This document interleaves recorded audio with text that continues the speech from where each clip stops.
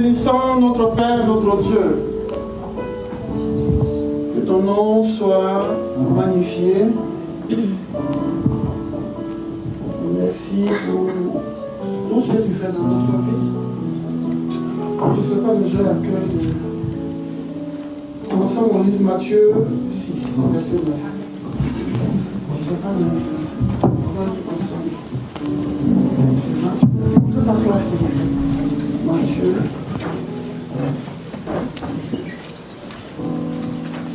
Ce n'est pas le texte de grâce, mais nous l'oublions sur Matthieu chapitre 6, ce n'est pas le texte de base, je vous fais une prière ensemble. À partir du verset 9, la Bible dit, si on peut lire ensemble, c'est bon. Voici donc comment vous devez prier. Le verset 6 dit, notre Père, que ton nom soit. Je vais le dire ensemble. On va le dire ensemble. Notre Père, que ton nom soit, que ton règne, que ta volonté soit faite sur la terre comme au ciel. Donne-nous aujourd'hui notre pain quotidien. Pardonne-nous nos offenses, comme nous aussi à ceux qui nous ont offensés. Ne nous induis pas en tentation, mais car t'appartiennent le siècle, le règne, la puissance et la gloire. Bonjour à tous. Voilà, je vous salue dans le nom précieux de notre Seigneur Jésus. Aujourd'hui, le Seigneur nous permet d'être ici, d'être dans sa présence, pour écouter la parole de Dieu. Amen. Et le thème que nous allons aborder est comprendre l'importance de la croissance spirituelle. Comprendre l'importance de la croissance spirituelle. Ça, c'est le thème général de la croisade. Amen. Donc, permettez-moi de donner un sous-thème à mon message. Le thème est les étapes de la croissance spirituelle. Les étapes de la croissance spirituelle. Le thème général est comprendre l'importance de la croissance spirituelle. Maintenant, le sous-thème est les étapes de la croissance spirituelle. L'Église évangélique de la Moisson a décidé que cette année 2024 soit l'année de la croissance. Et je pense que c'est un bon thème qui va nous aider, qui va nous édifier, qui va nous aider à marcher avec le Seigneur. Amen. Voilà, donc on va apprendre le texte de base maintenant, le texte de base dans Luc, le chapitre 2. Luc chapitre 2, à partir du verset 52. Luc chapitre 2, à partir du verset 52. Il est écrit, et Jésus croissait en sagesse et en stature et en grâce devant Dieu et devant les hommes. Amen. Amen. Seigneur, tu bénis ta parole au nom du Père, du Fils et du Saint-Esprit. Amen. Amen. La Bible dit, Jésus croissait en sagesse, en stature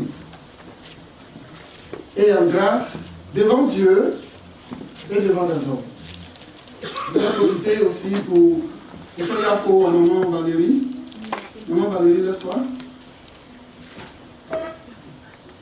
Je passe par des moments difficiles avec sa famille. Que le Seigneur vous soutienne et que le Seigneur vous donne la force dans cette épreuve, dans cette épreuve difficile que vous traversez.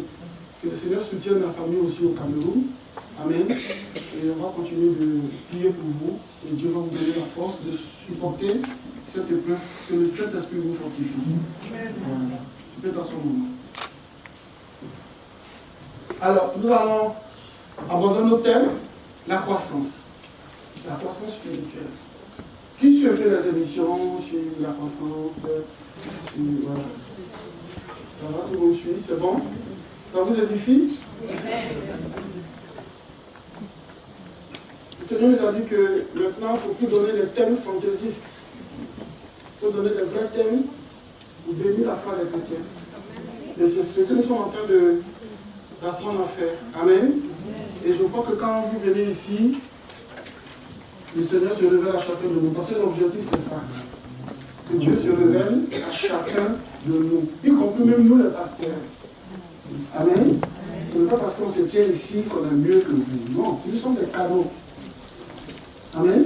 Nous sommes des canaux que le Saint-Esprit utilise pour la gloire de son nom. Mais nous, ce que nous devons faire, on doit traiter durement notre corps, afin de ne pas perdre de salut aussi. Amen.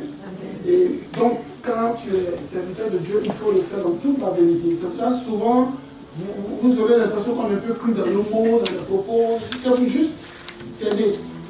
Parce que, comme je le disais dans une vidéo, je disais que un amour sans vérité est une séduction. Amen. Un amour sans vérité est une séduction. Regardez Ephésiens chapitre 4. Ephésiens chapitre 4. À partir du verset 15. Quelqu'un dit s'il vous plaît. Ephésiens 4, à partir du verset 15. Mais que professant la vérité dans la charité, nous croissions à tous égards Christ. C'est de lui, et grâce à tous les liens de son assistance, que tout le corps bien coordonné et formant un solide assemblage tire son accroissement selon la force qui convient à chacune de ses parties et s'édifie lui-même dans la charité. Amen. Donc, ce verset, petit verset, il est tout petit, mais il regroupe tout. Amen. Ce verset-là parle de l'amour et de la croissance spirituelle. Amen. Souvent, quand on parle de la croissance spirituelle, on est obligé de parler aussi de la maturité. C'est vrai que les deux mots ne s'écrivent pas de la même manière, ça ne se définit pas de la même manière, mais tu ne peux pas parler de la croissance sans parler de la maturité. Les deux vont ensemble. C'est vrai que ça ne s'écrit pas de la même manière, mais les deux mots vont ensemble. Donc souvent, vous allez entendre croissance, maturité, croissance. Bon, on peut dire que c'est à peu près la même chose, parce que s'il n'y a pas de croissance, il ne peut pas avoir de la maturité. Amen. Ou bien s'il n'y a pas de maturité, il ne peut pas avoir de croissance. Et puis je vais faire juste ouvrir une petite parenthèse. Celui qui cherche la croissance, il le fait bien. Si tu cherches la croissance, tu le fais bien. Si tu cherches à croître, tu le fais bien. Mais celui qui n'a pas encore la révélation que tu as eue pour la croissance, cela ne veut pas dire que lui va aller à l'enfer. Ce n'est pas parce que toi, tu t'engages à marcher dans la croissance et que ton voisin ne connaît pas encore la croissance, que lui, Satan, Dieu va le brûler ou va aller à l'enfer. Non, non, non, non, non. Qu'il y ait croissance ou il n'y a pas de croissance, Dieu aime tout le monde. Donc celui qui ne connaît pas encore la croissance, Dieu aussi l'aime. Amen. Donc faisons la chose de manière humble. Parce que souvent, Dieu peut te permettre d'entrer dans une phase de consécration, dans une phase de croissance. Mais ne prends pas ta croissance pour écraser l'autre pour dire, ah, mais oui, non, pas de croissance, nous, on est dans une croissance spirituelle, il ne comprend rien. Non, non. C'est Dieu qui fait grâce. Alléluia. Dieu, mais c'est Dieu qui fait grâce en toutes choses.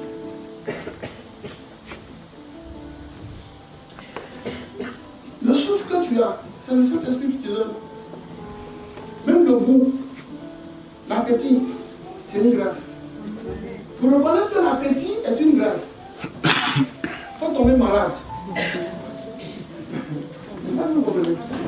Souvent, en fait, Dieu nous fait grâce, mais on se dit que c'est de notre force. Non, c'est une erreur. Même quand tu marches, c'est une grâce. Même quand tu parles, c'est une grâce. Même quand tu te tiens debout, c'est une grâce. Il y en a qui peuvent se tenir debout, mais il y en a qui ne peuvent pas. Donc, voyons la grâce de Dieu. Donc, si ton voisin est dans une bonne croissance spirituelle, gloire à Dieu. On bénit Dieu pour lui. Ou bien si toi, tu es dans une bonne, on dit dynamique, de croissance, merci Seigneur, c'est une grâce. Mais ne prends pas ta vie spirituelle pour écraser l'autre. C'est pour ça que Éphésiens en parlait de l'amour, la charité. Si tu grandis spirituellement, c'est la grâce de Dieu. Si tu arrives à prier pendant des heures, c'est la grâce de Dieu. Toi, tu dois prier pour lui, pour que lui aussi puisse entrer dans une croissance spirituelle. Donc, voyons l'amour et l'humilité dans tout ce que nous faisons. Ce soir, je vois des enfants de Dieu merveilleux. Amen. Vous aimez le Seigneur. Amen. Malgré le fond, vous êtes là. J'ai dit, la croissance. C'est quoi la croissance? J'ai dit, la croissance a deux définitions. J'ai pris cela sur Google. Première définition. La croissance, c'est le fait de croître ou de grandir. Deuxième définition, la croissance, c'est le fait d'accroître. D'accroître. Tu travailles, tu dois accroître ton travail. Amen. Tu fais quelque chose, au départ c'est petit, Dieu te fait grandir la chose. Le Seigneur dit dans sa parole, allez de progrès en progrès. Et je donne encore une définition. J'ai dit la croissance doit aussi dire développement, extension, augmentation de quelque chose. Amen. Et je dis la croissance de Jésus. Luc 2, verset 52. Jésus croissait en sagesse, en stature et en grâce devant Dieu et devant les hommes. Et je dis ceci par rapport à Jésus. Je dis, sur le plan intellectuel, Jésus croissait en sagesse. Sur le plan physique, Jésus croissait en stature. Sur le plan social, Jésus croissait en grâce devant les hommes. Sur le plan spirituel, Jésus croissait en grâce devant Dieu. Donc tout est la grâce de Dieu. Franchement, depuis que tu es devenu chrétien, tu as accepté le Seigneur, même si c'est une semaine, 2 semaines, 1 mois, tu peux grandir aussi. Parce que souvent, quand on parle de la croissance spirituelle, on fait des références aux anciens chrétiens. Ah, lui là, comme il a monté, il va à l'église, ça fait 10 ans qu'il est à l'église. Mon ami, avant 10 ans à l'église, c'est pas la croissance. Hein? Amen. Hein, aller à l'église, 10 ans, c'est pas mauvais, c'est bon. Ça montre que tu es un ancien de la foi. Oui, tu es un ancien de la foi, mais fais grandir ta foi. Fais grandir ta vie de prière. Maintenant, je pose la question de savoir quelle est la source de notre croissance. Quelle est la source de notre croissance? Je vais doucement, vous allez comprendre. Ça, c'est hors d'œuvre. La nourriture solide est encore devant. Je prépare ton esprit à écouter ce que le Saint-Esprit veut nous dire. Amen. Quelle est la source de ta croissance?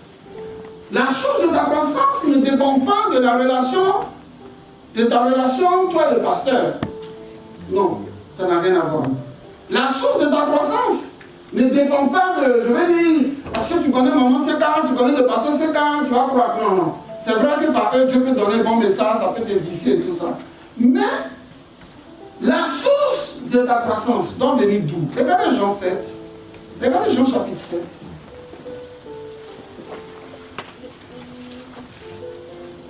Jean chapitre 7. On va lire à partir du verset 37. Jean 7 à partir du verset 37. Je sais que vous êtes la postérité d'Abraham, mais vous cherchez à me faire mourir parce que ma parole ne pénètre pas en vous. Je dis ce que j'ai vu chez mon père. Et vous? Jean chapitre 7? Non, c'est pas ça, ouais. Verset 37. Verset 37, ouais. Salut, maman, salut.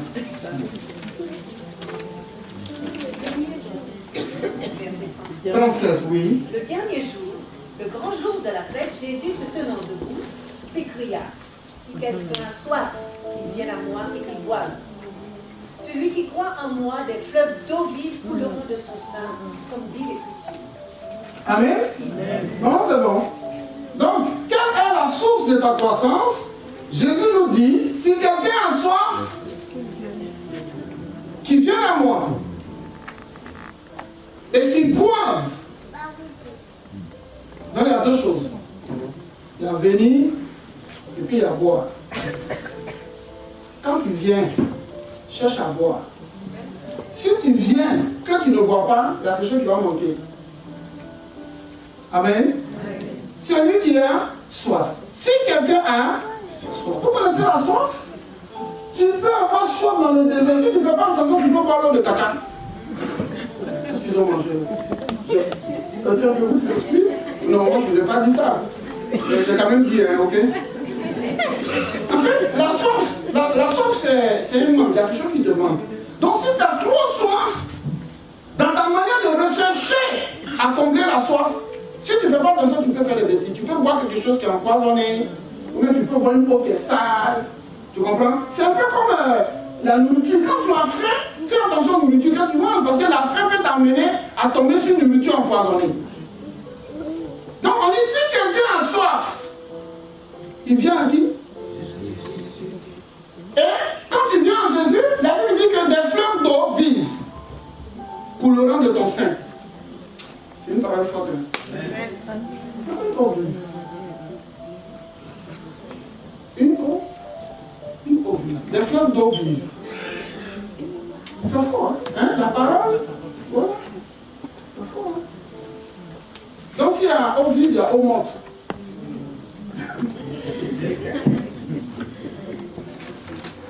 C'est pas le but du jour. C'est pas le thème du jour plutôt. Donc aujourd'hui, je dis qu'on va voir les étapes de la croissance. Un message, on va donner ça simplement et ça va vous édifier.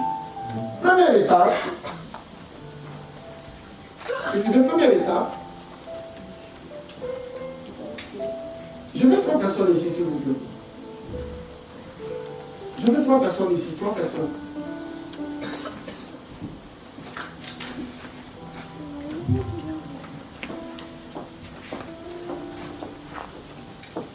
Quand tu dois lever la première, tu prends le gros chiffre. Non, maman, toi, tu dois te mettre au bout. Tu dois être au bout. Voilà, toi. Voilà, ça va? Montez comme ça.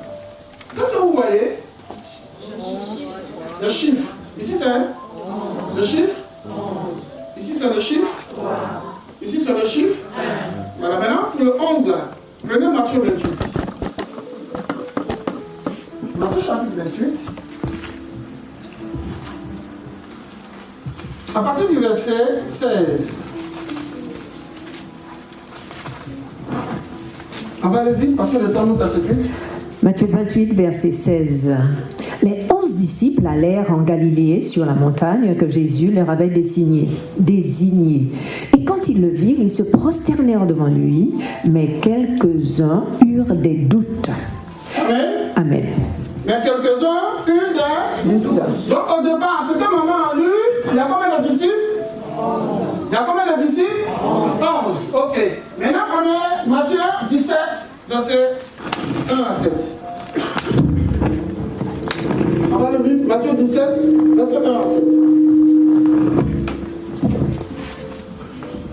Matthieu 17, 1 à 7. Quelqu'un d'autre prend Matthieu 26, verset 40. 6 jours après, Jésus prit avec lui Pierre, Jacques et Jean, son frère. Il les... Si la liste a combien de personnes? Jésus prit avec lui Pierre, Jacques et Jean, son combien frère. de personnes? Ok? C'est bon, maman. Maintenant, Matthieu 26, verset 40. Je lis la parole de Dieu. Matthieu Amen. 26, verset 40. Oui. Et il vint vers les disciples qu'il trouva endormis, et il dit à Pierre, vous n'avez donc... Amen. Il dit à? Il dit à Pierre. Il dit à? Pierre. Il parle à combien de personnes? Vous voyez? 11 disciples, 3 disciples, 1 disciple. C'est bon. Première étape, faire croître, et puis de ça, faire croître son intimité avec Dieu.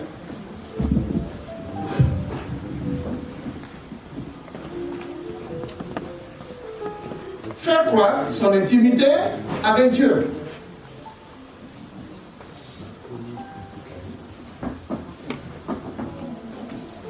Amen. Regardez, 11 disciples, 3 disciples, 1 disciple. Jésus s'éloigne des 11.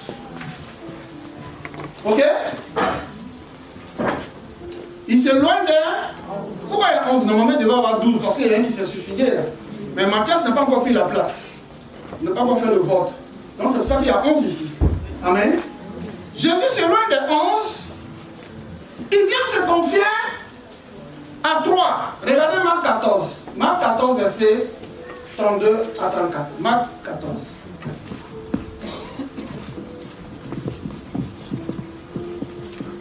Marc chapitre 14, verset 32 à 34. Ils allèrent ensuite dans un lieu appelé Gethsémane, et Jésus dit à ses disciples, « Asseyez-vous ici pendant que je prierai. » Il prit avec lui Pierre, Jacques et Jean. Vous voyez la liste? La même liste, hein? Pourquoi Jésus a fait le 3 là? Non, c'est bon. Vous voyez, il s'est loin des 11. Ok? Et il se confie aux 3. Donc, à un moment, Jésus se sépare un peu. Dis à ton voisin, sépare-toi un peu.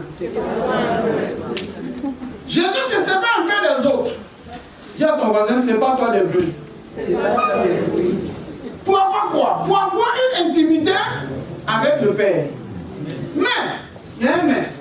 Regardez ce que je dis. Je dis, on a lu Marc 14, non? Je dis, c'est la première fois et la seule fois que Jésus, dans l'évangile de Marc, parle de son âme. Alléluia. C'est pas que vous écoutez ce qu'il dit. Le monsieur qui fait les miracles, là. Jésus qui ressuscite les morts, là. Jésus qui marche sur l'eau. Jésus qui multiplie les pains. Pour la première fois, il va parler de son âme. À qui? Aux 3. Pas aux 11. Écoutez-moi, on ne confie pas son âme à tout le monde. Tu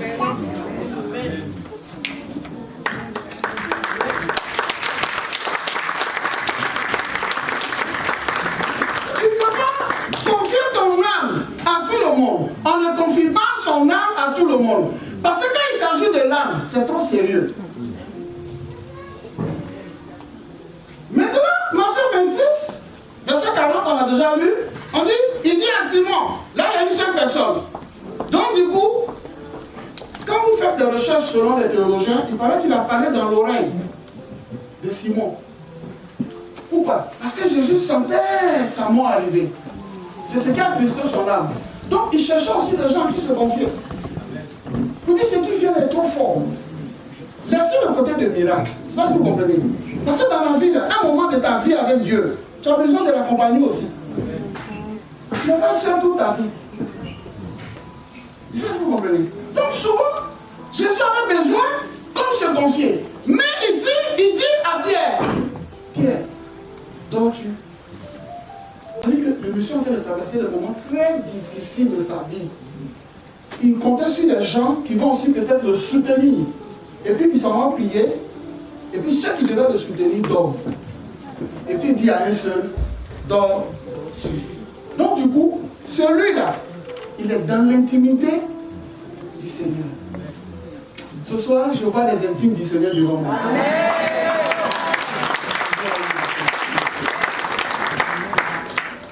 Merci beaucoup, soyez bénis. Donc, qu'est-ce qu'on peut retenir quand on parle de la croissance spirituelle? La première étape de la croissance spirituelle, fais grandir ton intimité avec Dieu. Ton intimité. Ton intimité. Fais grandir ton intimité avec Dieu. C'est quoi une intimité? Une intimité, on ne rentre pas là-bas comme ça. Une intimité n'est pas quelque chose de la foule. C'est intime à toi. Quand on dit l'intimité dans la chambre conjugale, un gars de l'extérieur ne peut pas venir rentrer dans ta chambre conjugale. Non, non, il n'a pas ce droit. Donc quand tu as une intimité avec le Saint-Esprit, c'est une connexion renforcée et privée. C'est ça là qui manque à beaucoup de chrétiens. Mon ami, ça manque à beaucoup de chrétiens. Et ça manque dans l'église. Ça manque, hein? C'est pas que les gens ils parlent vite. Les gens, oh Jésus, Jésus, oh Jésus mon Seigneur, oh Jésus. Non, ça fait quoi? Ou bien, tout le monde dit qu'il est chrétien, hein? Tout le monde dit qu'il est chrétien. Ah, mais il dit qu'il est chrétien, là, est-ce que tu vois dans son cœur? Le vrai problème, c'est ça. Si on dit qu'on est enfant de Dieu, ça c'est dans la bouche.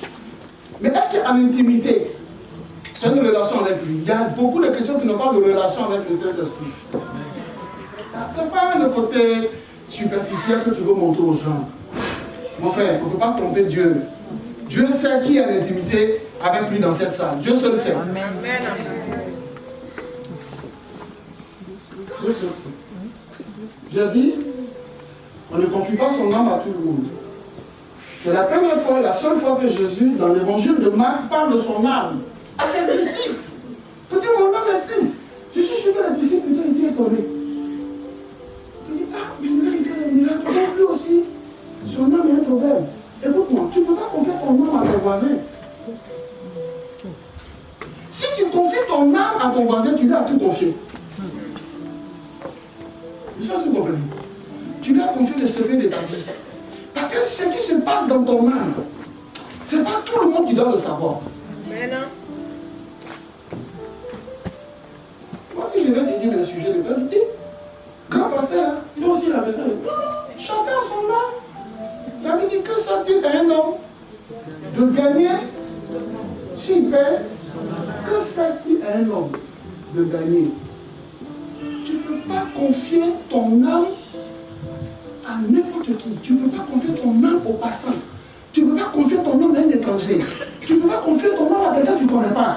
Le monsieur, tu ne le connais pas, tu lui expliques le problème de ton âme. Jésus laisse 11. Il va confier ses problèmes aux trois. C'est que les trois sont dans son intimité. Quelle est ton intimité avec Dieu? Faire croître son âme. Faire grandir ça. Ça, c'est le bien de la croissance.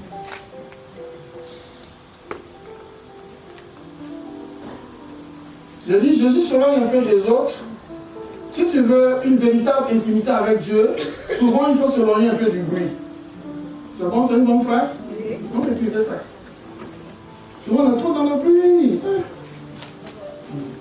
Je dis, sur le plan spirituel, Jésus croissait en grâce devant Dieu. Tout chrétien doit faire croître son intimité avec Dieu. Ça, c'est la première étape. Maintenant, nous allons voir la deuxième étape. Ce n'est pas le nom de message. C'est en 3 étapes seulement. Amen. Première étape, je vais te dire encore. Première étape, c'est quoi? Maintenant, on va voir la deuxième étape. Regardez Luc, chapitre 8. Luc, chapitre 8, le verset 18, s'il vous plaît. Luc 8, 18. Prenez donc garde à la manière dont vous écoutez. C'est bon, prenez donc garde à la manière dont vous êtes. Prenez à la manière dont tu as ton ami d'écouter. Qui dit écouter?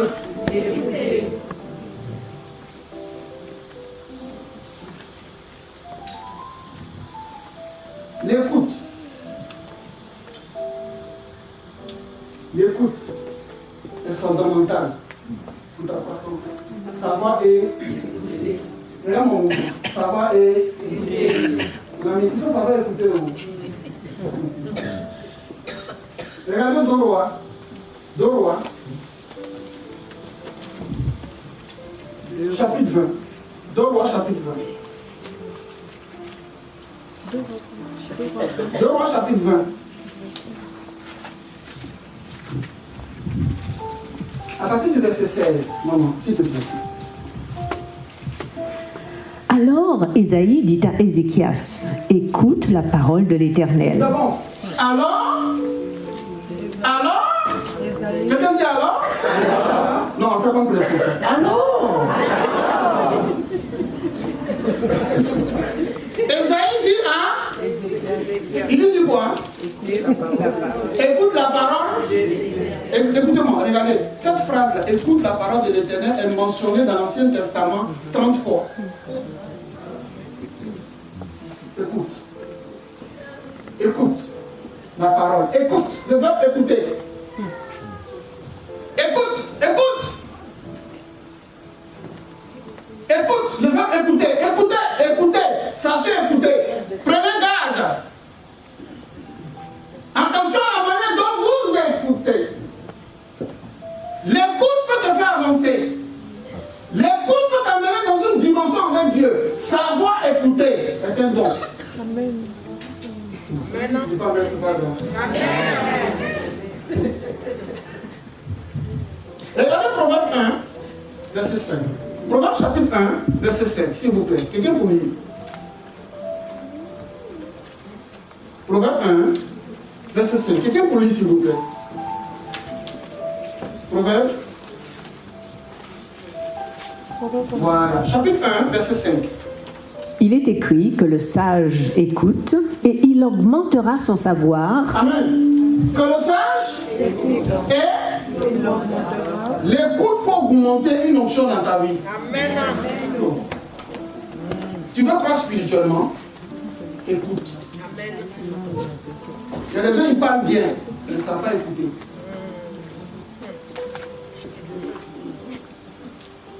Bon, ils ne savent pas écouter. Regardez Proverbe 18. Proverbe 18, verset 13.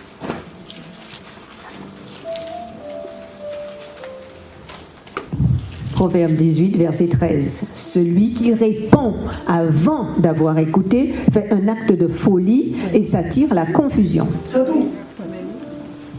Dis à ton ami, à ton voisin, écoute.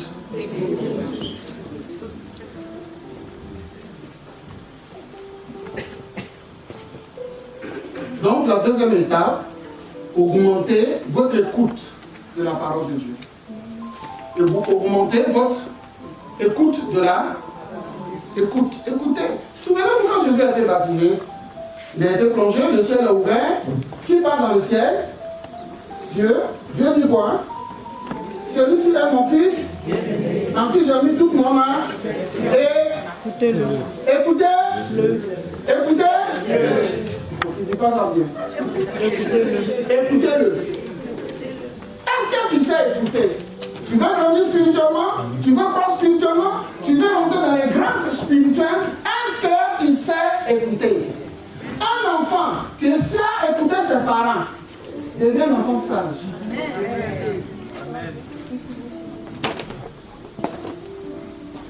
L'écoute.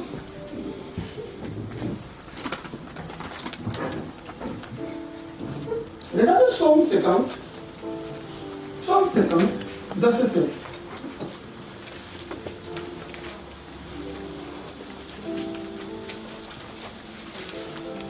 Psaume 50, verset 7.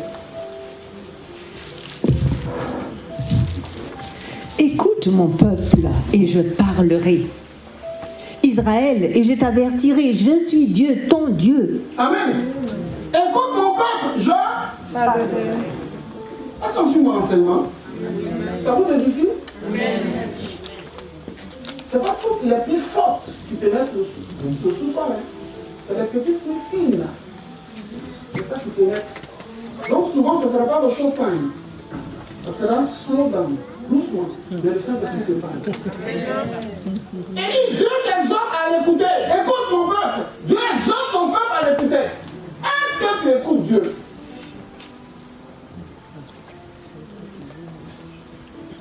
Est-ce que tu sais écouter Dieu? Tu vas grandir spirituellement. Oui, bon, ta croissance même que tu cherches là, c'est pourquoi au juste.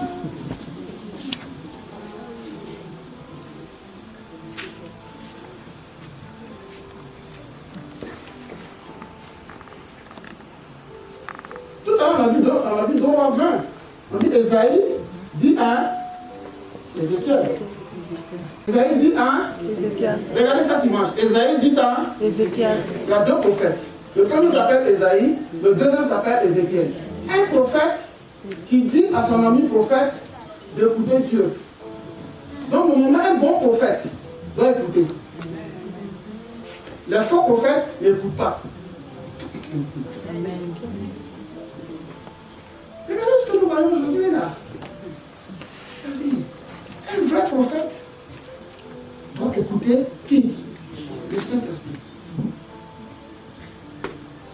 Si toi le prophète, tu n'écoutes pas le Saint-Esprit, un prophète, ce n'est pas celui qui parle à longueur de journée. Il y a des prophètes muets. Il y a des prophètes qui savent garder le silence. Mais quand ils se lèvent, ils parlent. Alléluia. quelque chose change. Une prophétie qui est de Dieu veut changer l'atmosphère. L'enfant prophète là, il n'écoute pas. Il connaît tout. Il sait tout. Il prophétise tout. À l'endroit de la journée, on met une vidéo ici qu'on prophétise. Mon ami, faites attention. Esaïe dit à Ézéchiel, écoute la voix de Dieu. Un prophète va écouter la voix de l'esprit. Et puis souvent, quand le prophète, il y a des choses qu'il sait, il faut qu'il soit, bon, en fait, si je lâche le mot, on va dire, ouais, que, bon. Un prophète doit vraiment être attentif à la voix de Dieu.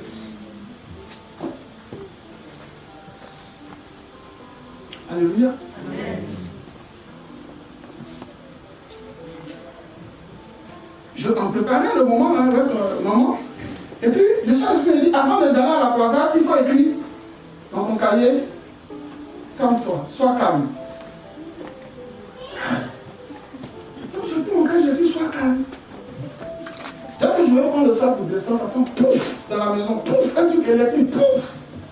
On regarde, il y a un truc qui va exploser. On sait, calme. Amen. Alléluia. Amen. Et ça, c'est vous comprenez. Sois calme. Bon, quelqu'un dit, regardez Luc 18, verset 28.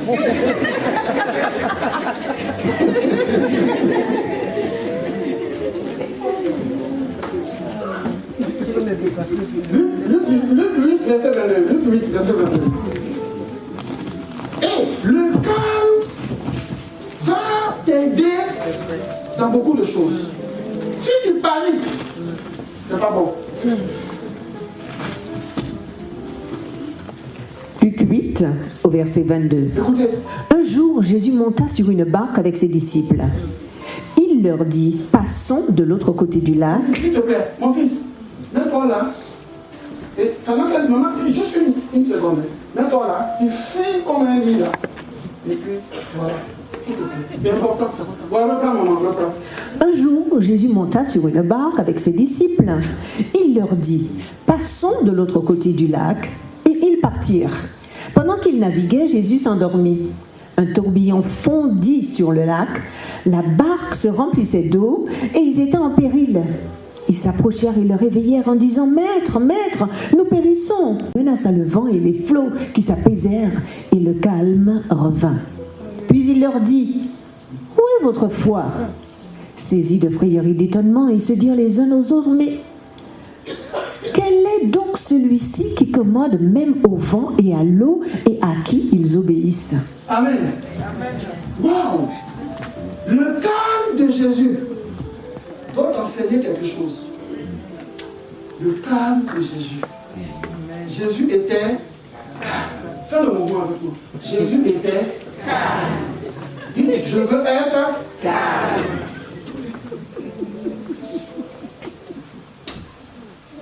Juste ce petit verset là. Il y a trois choses que nous pouvons dégager. 1. Le calme avant la tempête. 2. Le calme pendant la tempête. 3. Le calme après la tempête. C'est pas ce que vous voyez. Amen. 1. Le calme avant la tempête. 2. Le calme pendant la tempête. 3. Le calme après la tempête. Sois calme. Sois calme. Si tu es calme dans la présence du Saint-Esprit, le Saint-Esprit va te faire croître en dimension. Amen. Et si tu es calme par le Saint-Esprit va te donner de calmer ce qui te perturbe. Amen. Jésus dormait calmement.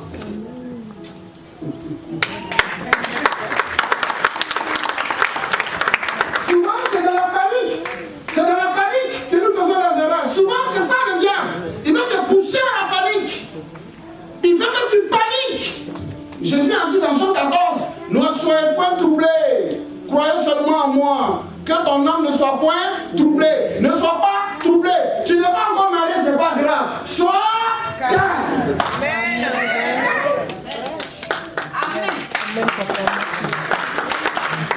Quelque chose ce qui se passe autour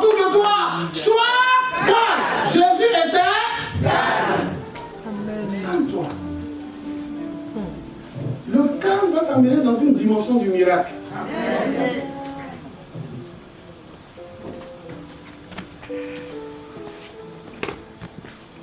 Donc, première étape, faire croître son intimité avec Dieu. Deuxième étape, augmenter son écoute de la parole de Dieu. Ça vous édifie la parole? Je dois terminer, c'est pas long. Amen. Ah, je dis ici, voici les 4 manières d'écouter Dieu. Écoutez bien. 1. Écouter vraiment, c'est écouter selon l'évangile. Vous avez bien compris ça? Écouter vraiment, c'est écouter selon l'évangile. 2. Écouter vraiment, c'est écouter avec authenticité. C'est vrai, non? Écouter vraiment, c'est écouter avec authenticité. Que ton écoute soit authentique. Ton écoute de la parole de Dieu soit authentique. Il ne faut pas écouter la parole de Dieu puis s'entendre comment le bruit dans l'esprit. Pendant que tu es à l'église, ton esprit est dehors. Donc écoute avec authenticité. 3. Écouter vraiment, c'est écouter en portant du fruit. Écouter vraiment, c'est en écoutant, ça écouter en portant du fruit. Si tu écoutes les conseils de ton papa, tu vas porter du fruit. Pourquoi Mbappé il excelle dans le sport? Son papa est son premier coach. Quand le père de Mbappé distribuait les ballons dans le quartier à Bondy, les gens se moquaient de lui là. Tu n'as rien à faire là, tu vas chercher un boulot là toi. Tu passes ton temps à distribuer les balles au football. Aujourd'hui, tu peux lui dire ça.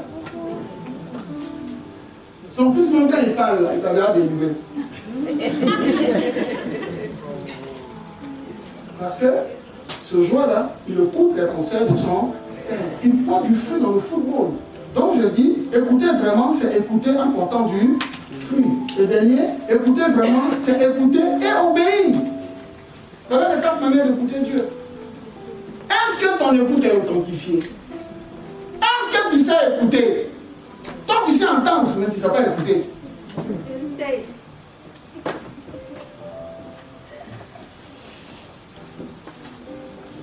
Voilà mon fils ici. Quand quelque chose m'appelle, papa, tu penses quoi de ça? Il dit, à mon avis, il dit, comme papa a parlé là, je ne vais pas faire. Et tu fais pas. C'est la soirée de beaucoup de situations. Tu ne sais pas écouter. Toi, tu veux qu'on t'écoute. Mais tu ne veux pas écouter Dieu. C'est lui qui n'écoute pas Dieu. Personne ne va t'écouter.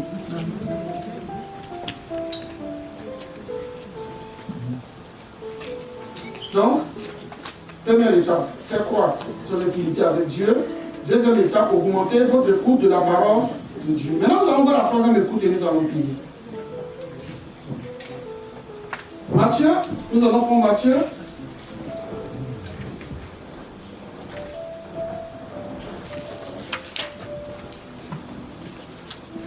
Matthieu chapitre 5, verset 14 à 16.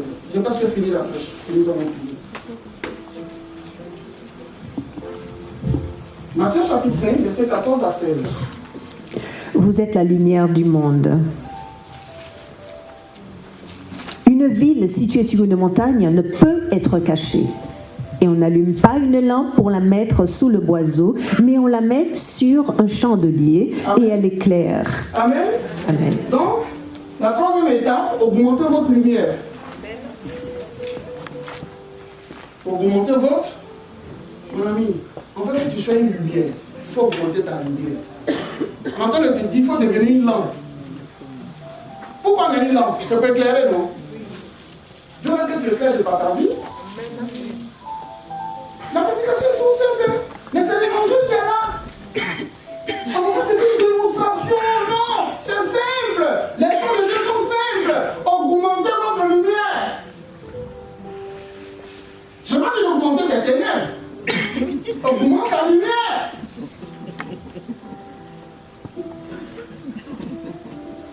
C'est quoi la lumière? Je dis dans la Bible, la lumière est une... Alléluia. Dans la Bible, la lumière est une métaphore de la... Quand on dit lumière, c'est la lumière. Mais je vois la lumière sur le... Non. Quand on parle de lumière, on parle de la sainteté, la sanctification. Augmente ta sainteté. Si tu augmentes ta sainteté, tu vas augmenter ta lumière. Tu peux peux pas être chrétien et puis aimer le péché. Et les gens, ils aiment le péché.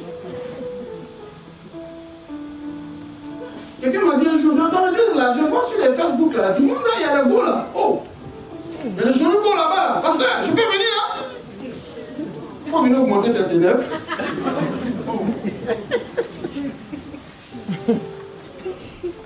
Augmentez votre lumière. Augmentez votre sainteté. Augmentez votre sanctification. La sainteté est une position. La sanctification est un processus. Amen. Dieu est saint. Il est trois fois. Ça, c'est sa position. Maintenant, toi, le chrétien, tu mets la sanctification pour atteindre la position sainte de Dieu.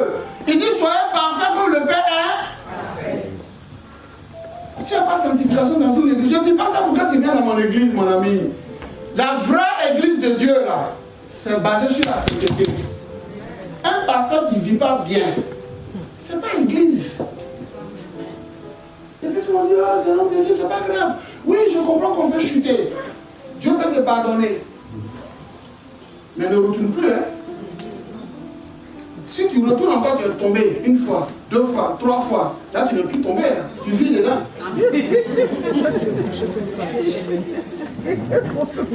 Comme un pasteur va se masturber, il va venir prêcher sur la masturbation de l'église. Il ne peut pas. Sa vie n'est pas lumière. Donc, ce qu'il ne fait pas, il ne peut pas prêcher ça. Je ne dis pas que je suis le meilleur, je ne suis pas en train de dire ça. Hein. Il ne faut pas être prétentieux. Mais je dis, on dit d'augmenter ta lumière, d'augmenter votre lumière. Vous voulez croître? Vous voulez rentrer dans une dimension de croissance? Les choses sont simples. Augmentez votre lumière, vous verrez la croissance de l'esprit. On va se lever, on va prier. On va se casser le feu.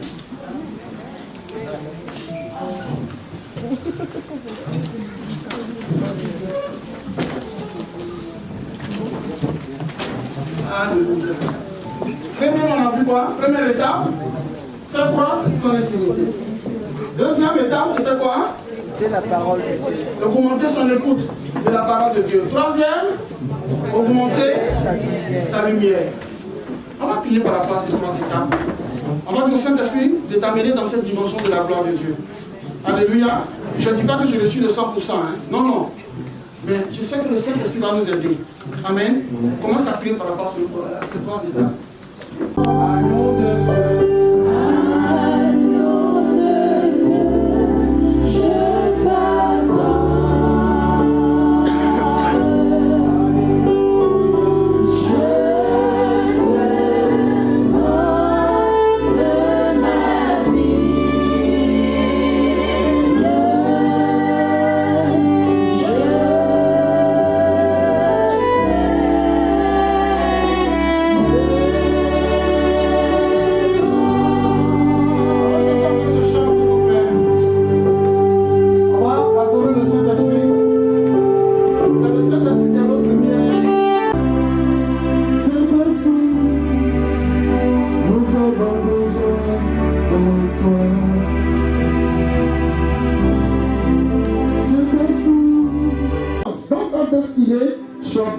Par cette eau de l'esprit, l'eau coulera dans ta vie.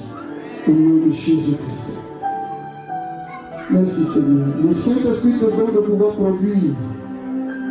La Bible dit dans Ézéchiel 47, quand l'eau est passée, les arbres ont commencé à pousser. Tu vas expérimenter la production à tous les niveaux. Ton résultat va croître. Reçois la grâce. Reçois la puissance de Dieu. Au nom de Jésus. Amen.